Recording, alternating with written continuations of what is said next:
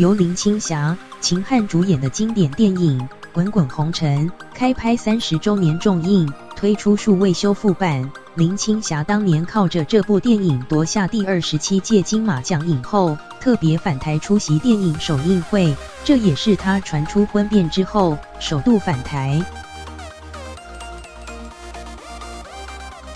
优雅大方，5年没返台的林青霞现身经典电影《滚滚红尘》数位修复版电影首映，搭配熟悉的怀旧主题曲，勾起5、6年级生回忆影星林青霞。台湾的观众朋友们，大家好，今天非常高兴，借着《滚滚红尘》的电影修复版，来到台湾跟大家见面。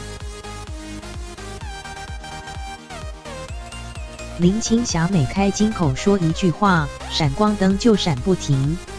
影星林青霞，90年之后我几乎都在香港拍武侠动作片，所以前后有很强烈的分别。这是一个滚滚红尘，是一个分水岭，也是一个里程碑，是里程碑，绝对是。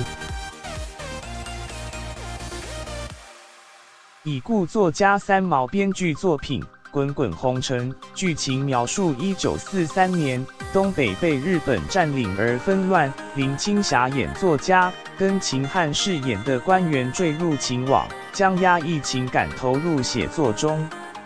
另外还有张曼玉跟林青霞演好友，算是亮眼绿叶。电影《滚滚红尘》当年在金马夺得8项奖，还祝林青霞丰厚。